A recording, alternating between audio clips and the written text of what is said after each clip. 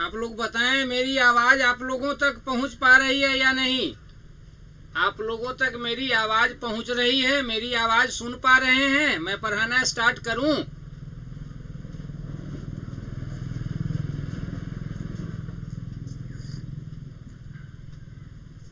जल्द से जल्द बताएंगे आप लोग मेरी आवाज़ सही ढंग से सुन पा रहे हैं या नहीं।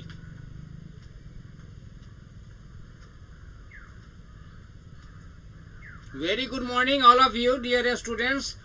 आप लोग बताएं मेरी आवाज़ सुन पा रहे हैं या नहीं, और ये बोर्ड दिख रहा है या नहीं।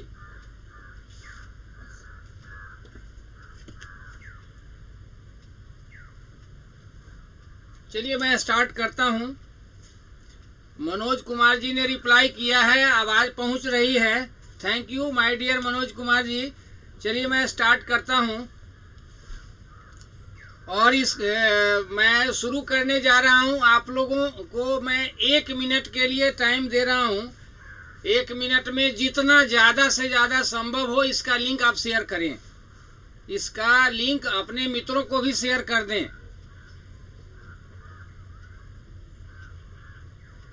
मनीता कुमारी का भी रिप्लाई आया है, आवाज़ पहुंच रही है। Thank you. चलिए मैं स्टार्ट करता हूं।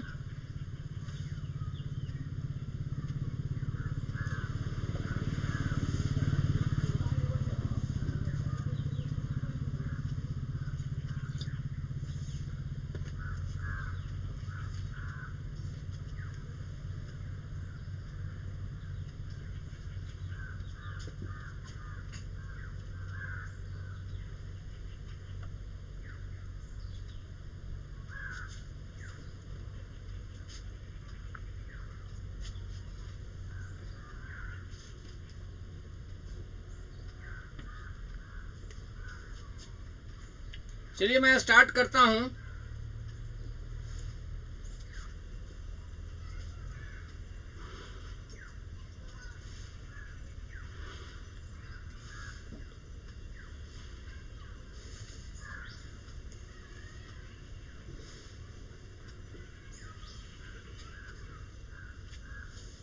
वो बुक देना तो।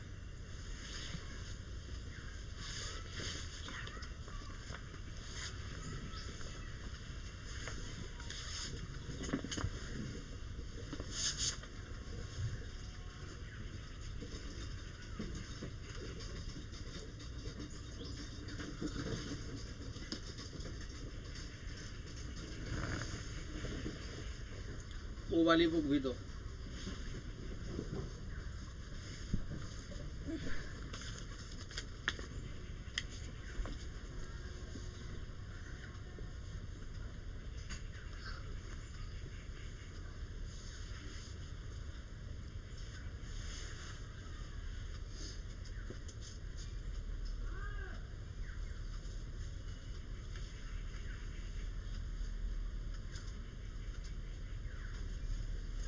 अभी मैं आप लोगों को इम्परेटिव सेंटेंस बताता हूं। इम्परेटिव सेंटेंस में परमिशन और प्रपोजल के वाक्य पे आज डिस्कस करेंगे हम लोग। इम्परेटिव सेंटेंस का यूज जैसा कि मैं बताया हूं ऑफलाइन क्लास में 5 काम के लिए करते हैं। इम्परेटिव सेंटेंस का यूज हम लोग 5 काम के लिए करते हैं: order, request, advice, permission and proposal. तो order, request, advice, permission and proposal में आज मैं आप लोगों को परमिशन और प्रपोजल से रिलेटेड कुछ वाक्य बताने जा रहा हूं। परमिशन और प्रपोजल का कंसेप्ट मैं देने जा रहा हूं। अगर बात की जाए स्पोकन इंग्लिश की, तो स्पोकन इंग्लिश में इसका बहुत ज़्यादा यूज होता है। ध्यान देंगे, समझने की कोशिश करेंगे और बताएंगे। कहीं कोई अगर प्रॉब्लम होगा तो आप क्वेश्चन करेंगे, आपके क्वेश्चन का आंसर मैं देने की कोशिश करूंगा। मेरी पूरी कोशिश होगी कि आपको समझ में आए, संतुष्टि मिले। ओके। और फिर मैं आप लोगों को रिमाइंड करना चाहूँगा, इसका लिंक संभव जितना ज़्यादा हो शेयर कर दें।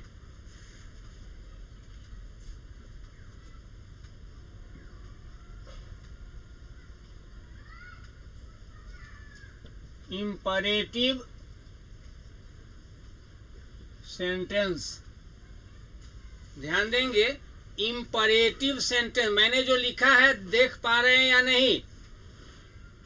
इंपरेटिव सेंटेंस जो हम बनाते हैं बेटा, तो स्ट्रक्चर की अगर बात करें तो अकॉर्डिंग टू स्ट्रक्चर यानी बनावट के हिसाब से अगर देखा जाए तो दो टाइप्स है इसके। एक टाइप में 3 आ गया, order, request and advice. Order, request and advice यह एक टाइप का हो गया। और दूसरा जो टाइप है that is permission and proposal. दूसरे टाइप में आता है permission and proposal. Imperative sentence बनावट के हिसाब से दो तरह के हैं। एक में आ गया order, request and advice. Order मतलब आदेश, रिक्वेस्ट मतलब निवेदन, आग्रह, और एडवाइस इज इक्वल टू सलाह। ठीक है। दूसरा जो टाइप है according to syntax, according to structure, permission and proposal. Permission का मतलब है अनुमति और प्रोपोजल का मतलब है प्रस्ताव। जब हम किसी से भी अनुमति मांगेंगे, इजाजत मांगेंगे, तो उसके लिए जो सेंटेंस यूज करेंगे वो इंपरेटिव सेंटेंस कहलाएगा। दूसरा, अगर हम किसी के सामने प्रस्ताव रखते हैं तो प्रस्ताव के लिए जो सेंटेंस होगा वो भी इंपरेटिव सेंटेंस होगा। ठीक है। अब ध्यान दीजिए, ऑर्डर, रिक्वेस्ट, एडवाइस का जब सेंटेंस हम बनाते हैं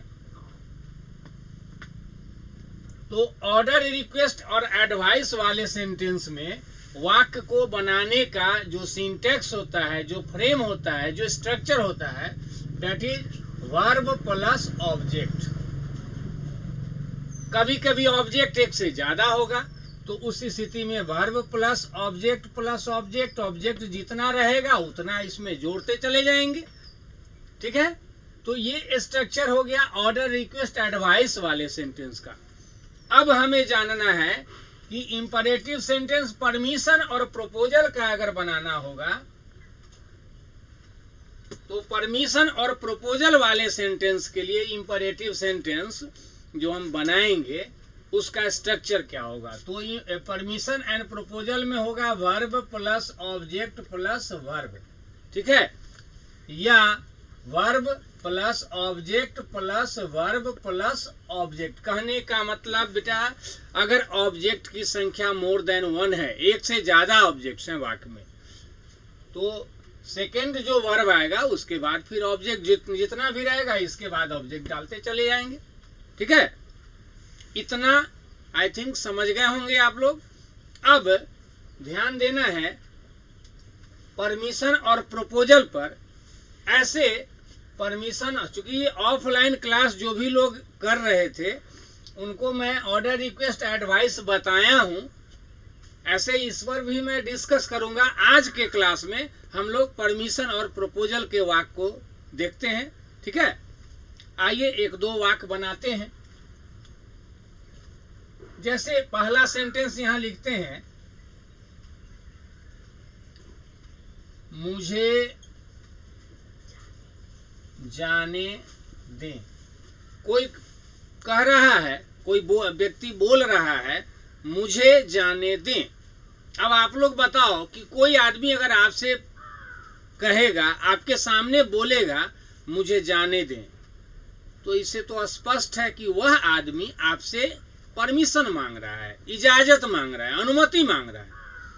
तो वाक्य के सेंस यानी अर्थ के हिसाब से ये क्लियर हो गया कि यह जो वाक्य है परमिशन का वाक्य है, इंपरेटिव सेंटेंस है। तो अब हमें इस वाक्य को अंग्रेजी में कैसे बोलना होगा, अंग्रेजी में इसको कैसे बनाएंगे, ये जानना है। स्ट्रक्चर मैंने बताया है, verb plus object plus verb लाना है। तो पहले हिंदी में जो वाक्य है, इस वाक्य को समझेंगे कि इस वाक्य में सिंटैक्स क्या है, क्या क्या चीज दिया हुआ है। तो इसमें जाने दें ये वर्ब है और मुझे जो है ये ऑब्जेक्ट है। ठीक है, जाने दे वर्ब और मुझे ऑब्जेक्ट। अब इसको इंग्लिश में बनाना है, तो इंग्लिश में बनाने के लिए अभी अभी हमने सीखा verb plus object plus verb चाहिए। अब क्वेश्चन यहाँ ये है, एक चीज जो मैं पहले नहीं बताया हूं, अब मैं डिस्कस करूंगा। मैंने यहाँ लिखा verb plus object plus verb, यानी दो बार मैंने वर्ब को लिखा।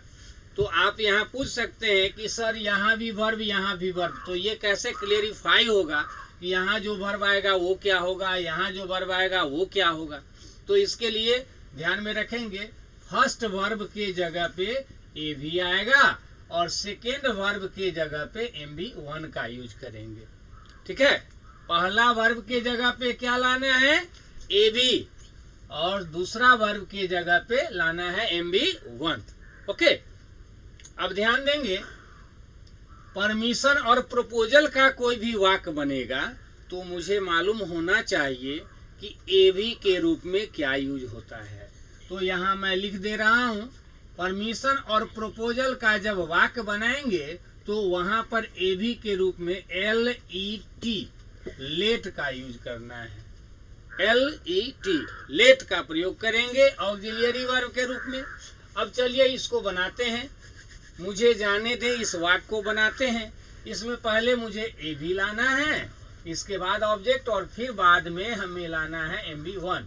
तो AB के जगह पे यहाँ लिखेंगे लेट, उसके बाद ऑब्जेक्ट लाना है। वाक्य में ऑब्जेक्ट है मुझे। अब मुझे जो ऑब्जेक्ट दिया है, मुझे के लिए अंग्रेजी है आई, माई, मी। चलिए आप सभी अभी जो भी लोग अभी इस लाइव क्लास को कर रहे हैं, मैं 1 मिनट टाइम लगेगा, आप लोगों से एक क्वेश्चन करता हूं। यहाँ मुझे के लिए आई, माई, मी में से क्या यूज करोगे? जल्द से जल्द रिप्लाई करेंगे। मैं आपके आंसर का वेट कर रहा हूं, मैं आंसर देखूंगा उसके बाद फिर बताऊंगा। जल्द से जल्द रिप्लाई करना। यहाँ मुझे के लिए अंग्रेजी आई होगा, माई होगा या मी होगा?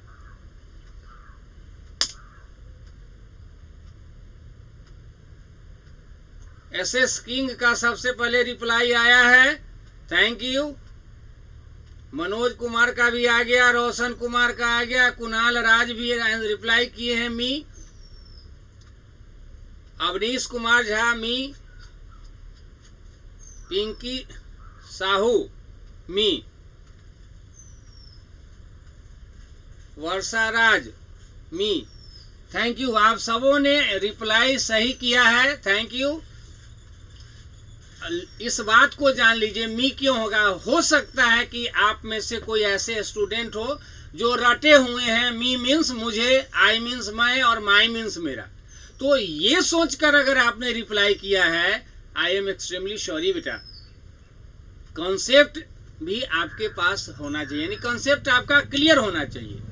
मैंने क्वेश्चन तो किया कि यहाँ मुझे है तो आई, माई, मी में से क्या आएगा। अगर आप रटकर बोल रहे हो तो ये अच्छी बात नहीं है। समझ लीजिए, आई, माई, मी से रिलेटेड अगर क्वेश्चन आता है, आई लाते हैं सब्जेक्ट के जगह पे, माई लाते हैं संबंध बताने के लिए, रिलेशन बताने के लिए, और मी लाते हैं ऑब्जेक्ट के लिए। तो मैंने जो पूछा था कि यहाँ पर क्या आएगा, आप सबों का आंसर, और भी लोग आंसर किए हैं, आप सबों का आंसर सही है।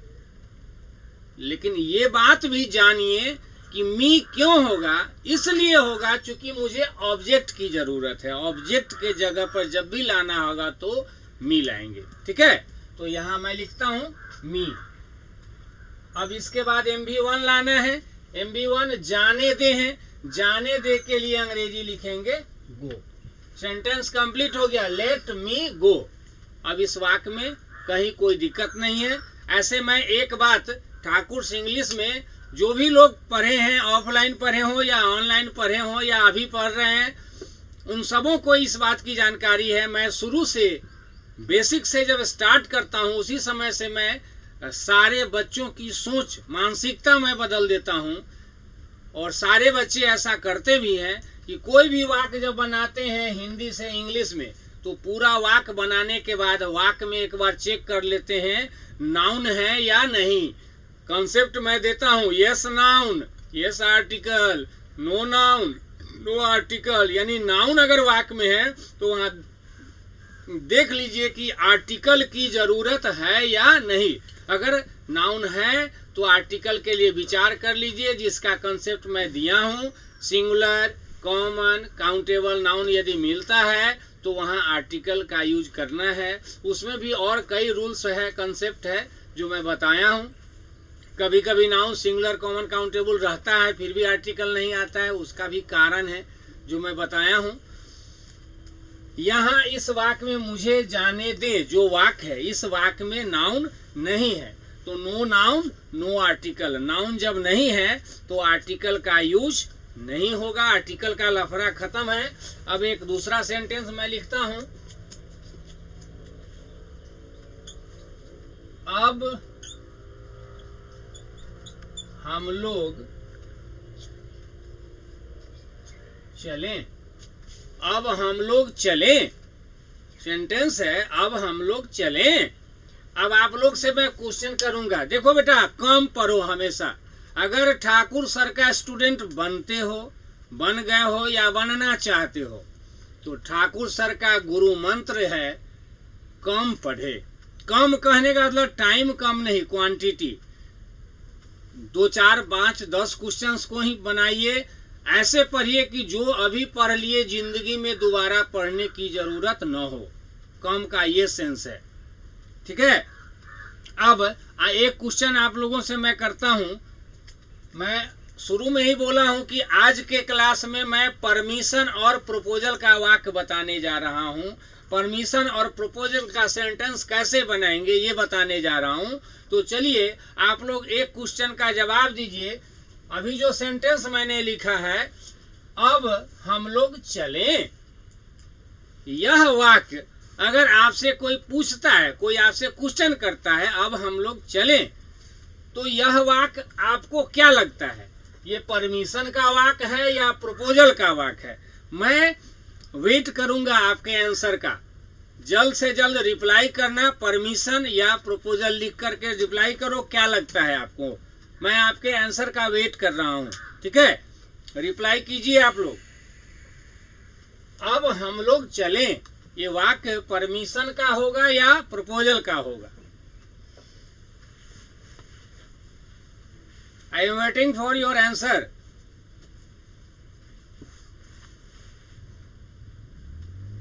रिंग लाइट कहाँ है बेटा?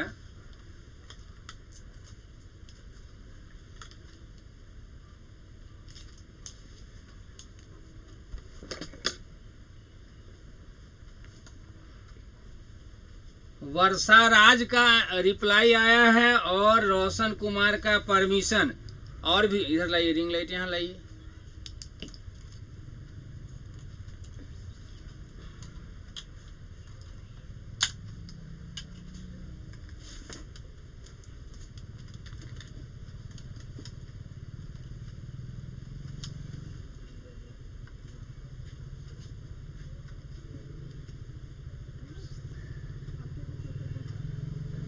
और भी कुछ लोगों का रिप्लाई आया है।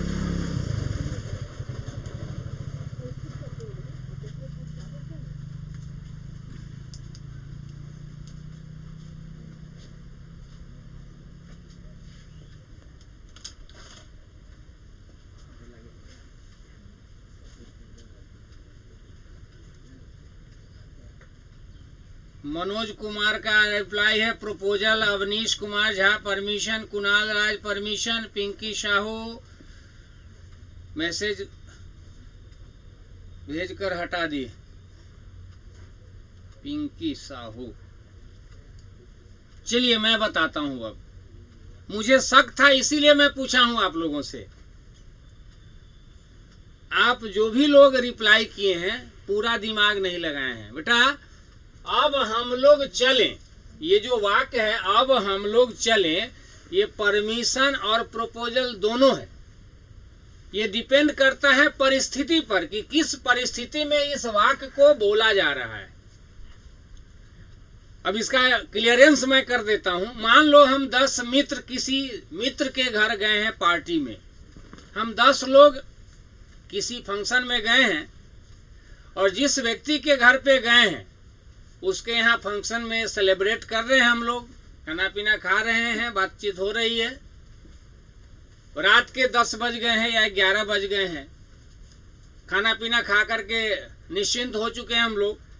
अब अचानक घड़ी पर नजर गई, देख रहे हैं घड़ी में 11 बज गया। तो उस समय अगर हम लोग यह सेंटेंस उस आदमी के सामने बोलेंगे जिस आदमी के घर पर गए हैं, जिस आदमी के घर पे फंक्शन है, और उस आदमी के सामने बोलेंगे अब हम लोग चलें, तो इसका मतलब है कि उस आदमी से हम लोग अनुमति यानी परमिशन मांग रहे हैं। लेकिन ऐसा भी हो सकता है कि हम 10 मित्र जो गए हुए हैं, सब लोग पंडाल में या किसी जगह जहां भी है, बरामदे में, दरवाजे पर हम सब लोग बैठे हुए हैं, अचानक घड़ी पर किसी, हम 10 लोग जो गए हैं उन्हीं में से किसी की नज़र घड़ी पे गई, और जब घड़ी पे नज़र गई तो हम लोग आपस में ही, जिसके घर पे गए हैं उसके सामने नहीं, आपस में ही हम लोग इस बात को बोलते हैं कि अब हम लोग चलें, अब हम लोग चलें। हम लोग अपने में बोलते हैं इस बात को। तो अगर अपने में बोलते हैं इस बात को तो वहाँ पर ये परमिशन नहीं होगा, वहाँ पर ये क्या होगा, प्रपोजल होगा, प्रस्ताव होगा। आई थिंक यह बात आप लोग समझ गए होंगे। अब हम लोग चलें, यह वाक्य डिपेंड करता है कि कहाँ बोल रहे हैं, किसके सामने बोल रहे हैं, किस कंडीशन में बात बोल रहे हैं। परमिशन के अंतर्गत भी आएगा, प्रपोजल के अंतर्गत भी आएगा। अब इसको बनाते हैं। इस वाक्य में चलें क्या है, वर्ब, हम लोग है ऑब्जेक्ट, और अब जो है ये है एडवर्ब। कोई पूछेगा how can you say the word up in the given sentence is equal to adverb, simply you can reply well the word up is qualifying the verb चलना, qualifying the verb जाना, that's why we can say the word अब is an adverb. Okay? अब हम लोग चले, यह वाक्य जो दिया है इसका सिंटैक्स हमने कर लिया। अंग्रेजी में इसको बनाना है, तो अंग्रेजी में जो बनाना है हम यहाँ verb plus object plus verb लाएंगे। पहला वर्ब एबी के जगह यहाँ लिखेंगे LET, लेट। ऑब्जेक्ट लाना है। अब बताओ, यहाँ लिखा हुआ है हम लोग, हम लोग का अंग्रेजी वी, आवर, अस क्या होगा? मैं जानता हूँ आप लोग इस वाक्य को पढ़े होंगे, शायद याद भी होगा। आप वर्ड लिख देंगे अस, बहुत लोग लिख टाइप कर दिए होंगे, लेकिन कॉन्सेप्ट क्लियर होना चाहिए। वी, बहुत लोग रटते हैं वी मीन्स हम लोग, तो यहाँ हम लोग देख के वी दिमाग में आएगा। लेकिन बहुत ऐसे भी बच्चे हैं जो सेंटेंस को ही रट लिए हैं, तो वो सही लिख देंगे, बोल देंगे, लेकिन कॉन्सेप्ट आपका क्लियर है या नहीं, ये बड़ी बात है। देखिए हम लोग आया है, तो जब ऑब्जेक्ट के जगह आया है तो यहाँ पर WEV किसी कीमत पर नहीं होगा, यहाँ आएगा अस ऑब्जेक्ट के लिए। Let us. अब MV1 लाना है, MV1 के जगह यहाँ लिखेंगे गो। अब बच गया अब, तो अब के लिए NOW, नाउ हम वाक्य के शुरू में दे। नाउन है या नहीं, आर्टिकल चाहिए या नहीं, आर्टिकल की जरूरत है या नहीं, इस चीज को देखना है। चलिए मैं कुछ और सेंटेंसेज आप लोगों को बताता हूं। इसका मैं तो इधर वाला मिटा दिया हूं, इसका अगर स्क्रीन शॉट लेना है तो ले सकते हैं आप लोग। इसका अगर स्क्रीन शॉट लेना चाहते हैं तो ले लीजिए, मैं मिटाऊंगा।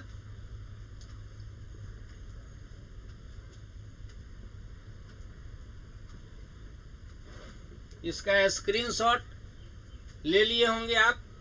अब मैं आगे बताता हूं।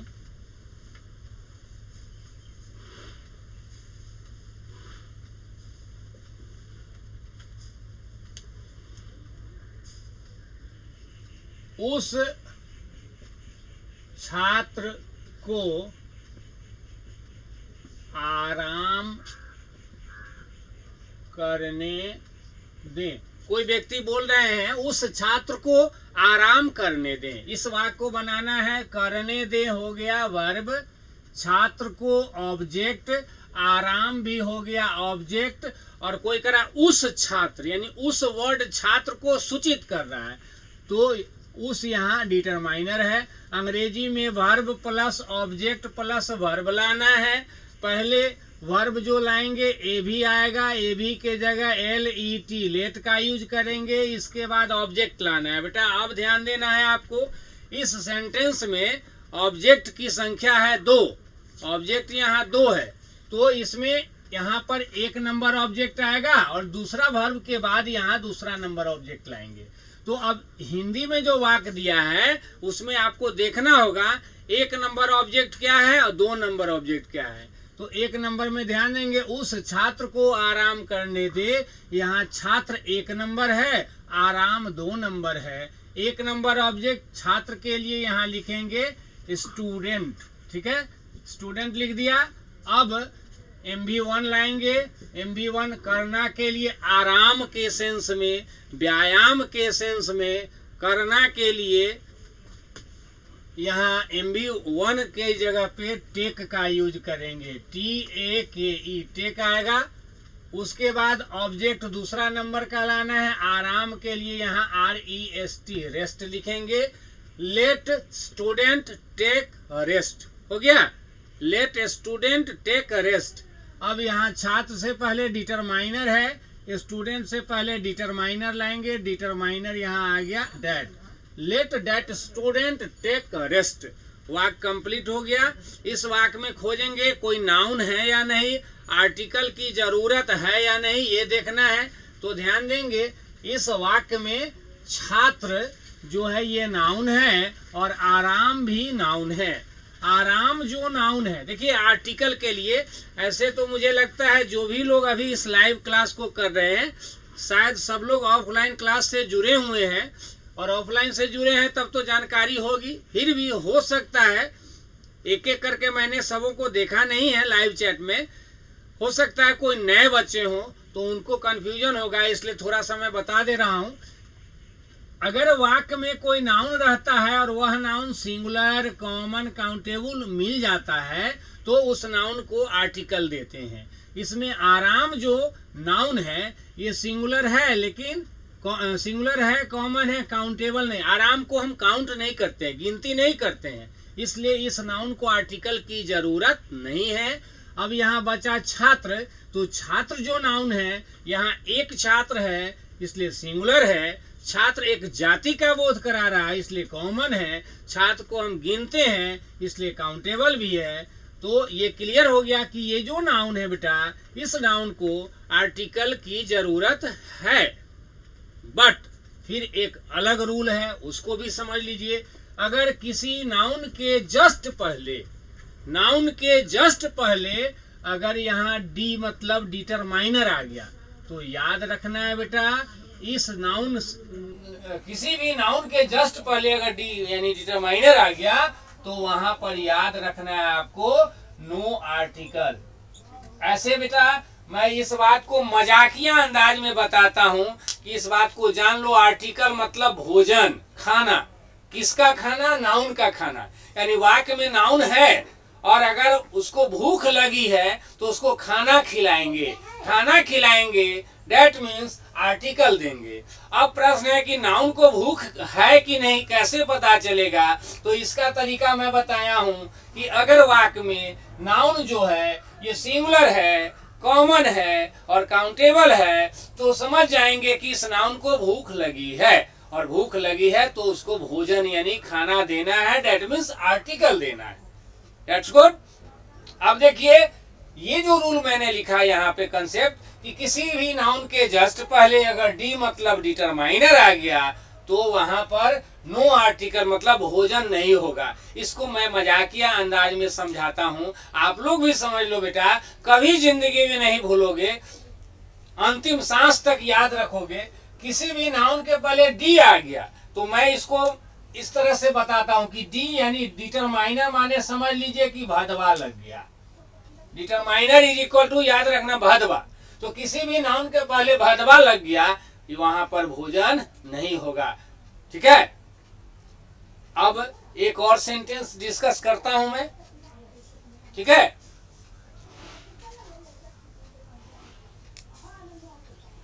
पवन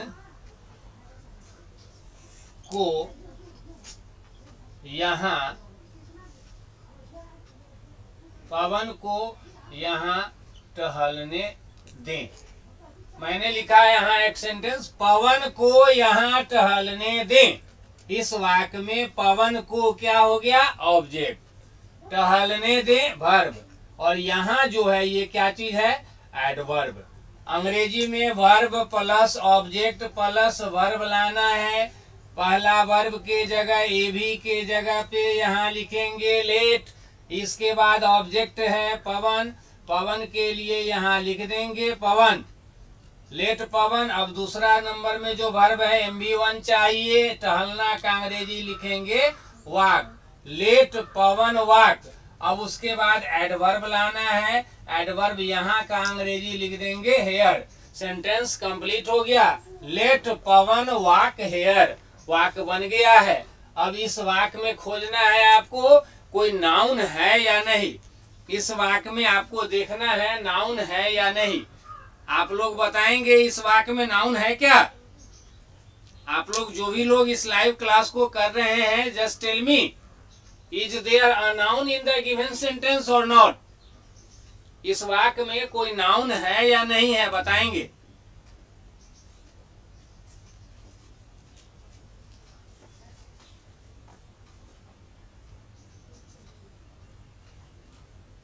I am waiting for your answer. इस वाक्य में कोई नाउन है या नहीं, जस्ट टेल मी। इस वाक्य में नाउन है या नहीं, बताएंगे आप लोग।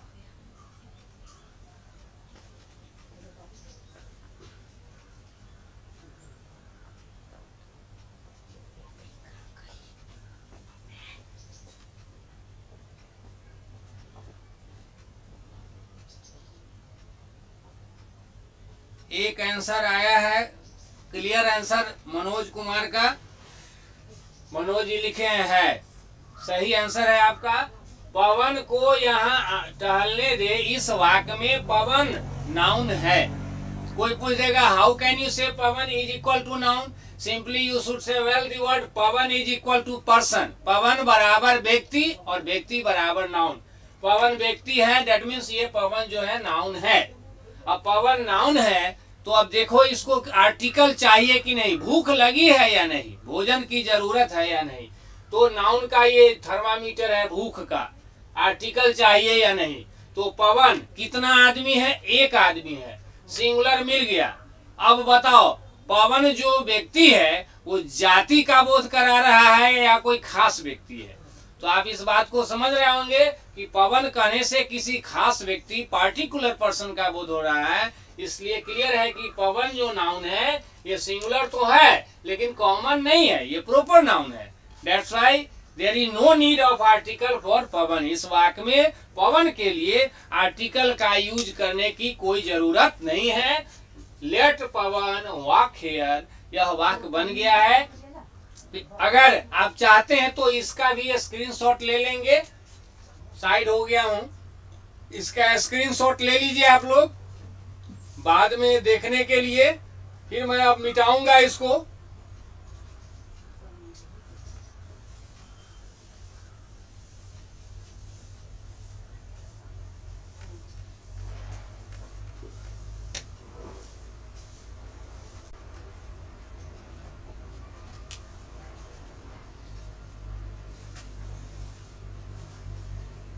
उस लड़के को प्रियंका से बात करने दे। सेंटेंस है बेटा, उस लड़के को प्रियंका से बात करने दे। यहाँ सेंटेंस है, उस लड़के को प्रियंका से बात करने दें। अब इसको अंग्रेजी में बनाना है। बात करने दें वर्ब है, लड़के को ऑब्जेक्ट है और प्रियंका भी ऑब्जेक्ट है।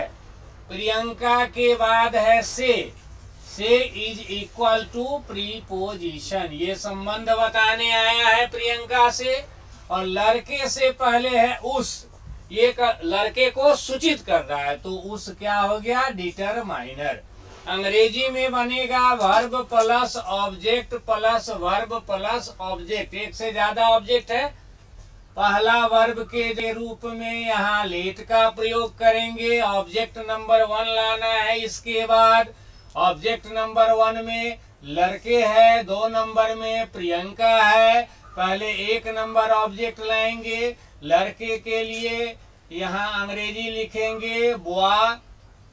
लड़के एक है, सिंगुलर है, इसलिए बुआ लिखेंगे। बहुत लोग रख लेते हैं बुआ मीन्स लड़का, बॉयज मीन्स लड़के। ऐसा मत सोचेंगे, यहाँ लड़के लिखा है लेकिन एक लड़के का बोध हो रहा है, इसलिए सिंगुलर है, यहाँ बुआ में एस नहीं लगेगा। अब इसके बाद MB1 चाहिए। MB1 के जगह बात करना का अंग्रेजी टॉक, लेट बुआ टॉक। अब दूसरा नंबर का ऑब्जेक्ट लाएंगे।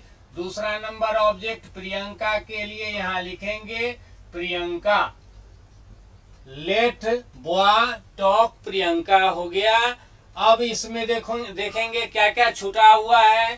तो लड़के से पहले उस डिटरमाइनर है, तो बुआ से पहले डिटरमाइनर यहाँ लगा देंगे डैट। लेट डैट बुआ टॉक प्रियंका। अब देखिए प्रियंका से संबंध बताने से प्रीपोजिशन आया है। अब एक बात ध्यान दीजिए बेटा, यहाँ प्रियंका के पहले एग्जाम में, कॉम्पिटिटिव एग्जाम में जाओगे, इसी चीज को पूछ देगा एग्जाम में। यहाँ पे जो प्रीपोजिशन डालना है, यहाँ डॉट डॉट डॉट छोड़ देगा और नीचे में 4 ऑप्शन दे देगा, A, B, C, D। अब यहाँ लगा दिया, ऑप्शन A में दे दिया बाय, ऑप्शन B में दे दिया फ्रॉम, C में दे दिया टू और ऑप्शन D में दे दिया विथ। अब यही क्वेश्चन एग्जाम में पूछ देगा। Let that boy talk Priyanka, बीच में खाली स्थान दिया हुआ है, ये फिलर का क्वेश्चन हो गया। क्वेश्चन सेटर एग्जाम में क्वेश्चन कैसे सेट करते हैं, यही चीज आपको मालूम होना चाहिए। अगर सेट करने आ गया क्वेश्चन का सेटिंग कैसे होता है, अगर इस बात को जान गए तो आप विजेता बनेंगे। रिजल्ट आपका एक नहीं बहुतों रिजल्ट आएगा, और मैंने इस चीज को देखा है। मेरे यहाँ एक एक बच्चे को 10-10 ज्वाइनिंग लेटर आया है। तो तैयारी जब कर रहे हैं तो कंसेप्ट पर ध्यान दीजिए। बहुत लोग बोलते हैं कि ठाकुर सर सिर्फ ट्रांसलेशन पढ़ाते हैं। अब गौर से देखो, यहाँ सेंटेंस है, उस लड़के को प्रियंका से बात करने दे। इस सेंटेंस को मैंने अंग्रेजी में बना दिया। ऐसे एक चीज और ध्यान देना है, आर्टिकल की बात भी कर लो। लड़के नाउन है, सिंगुलर है, कॉमन है, काउंटेबल है, लेकिन इसके पहले डी यानी डिटरमाइनर है, तो आर्टिकल बुआ को नहीं मिलेगा।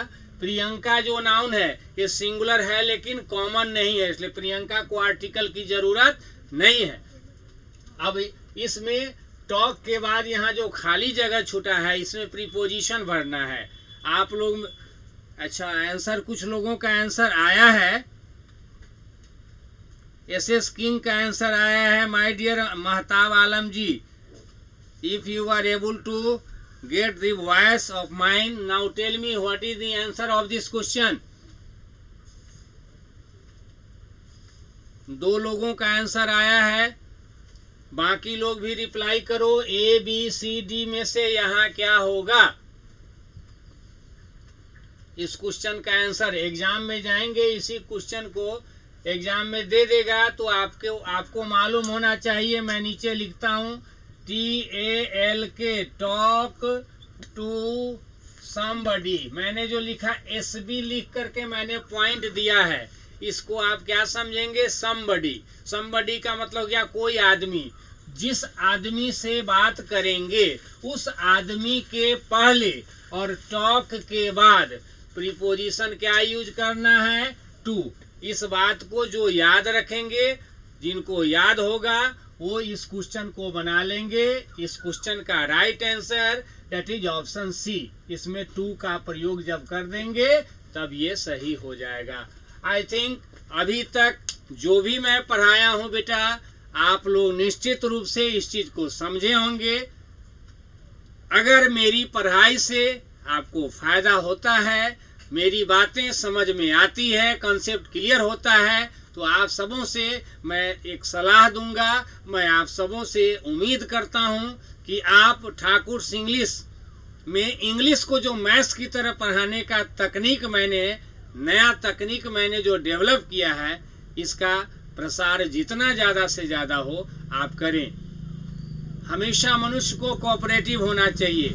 आप कोई भी सब्जेक्ट किसी टीचर के यहाँ पढ़ते हो, जैसे मुझसे अंग्रेजी पढ़ रहे हो और कहीं मैथ्स, कहीं रीजनिंग, जीएस वगैरह पढ़ते होंगे, तो अगर आप किसी अच्छे शिक्षक से पढ़ रहे हैं, आपको समझ में आ रहा है, इम्प्रूवमेंट आपका हो रहा है, तो इस बात को भी ध्यान में रखना आपकी जिम्मेदारी बनती है कि आप इस बात की चर्चा अधिक से अधिक लोगों से करें, ताकि उस अच्छी चीज़ का फ़ायदा और भी लोग उठाएं। और यह काम अगर करते हैं तो ये पुण्य का काम है, परमात्मा सब देखते हैं।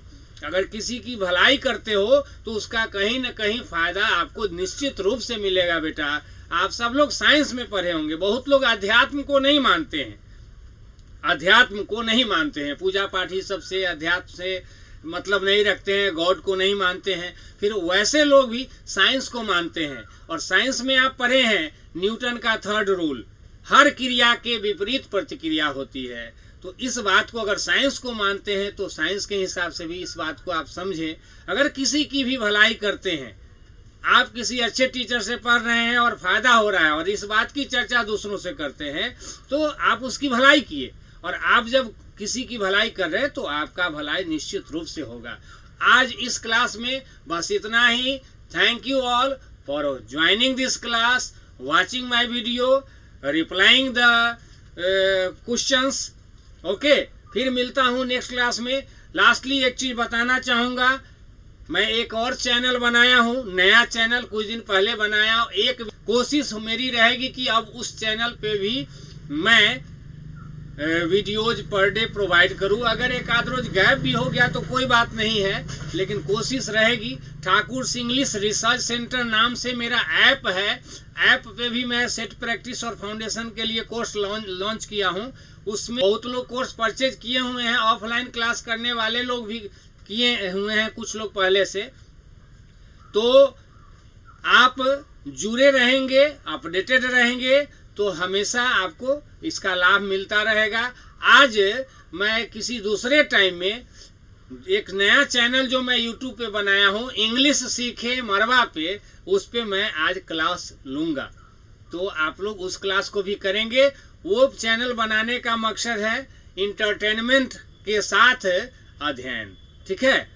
हंसी मजाक करते करते बहुत सारी चीज़ें हैं जो आपके दिमाग में सेट। ऐसे तो ठाकुर इंग्लिश जो चैनल अभी जो क्लास आप कर रहे हैं, मैं कोशिश करता हूं कि आप रिलैक्स फील करें, आपको कोई टेंशन ना हो, और बिना टेंशन के रिलैक्स मूड में हर चीज़ को आप समझे जाने। Thank you all for joining this class.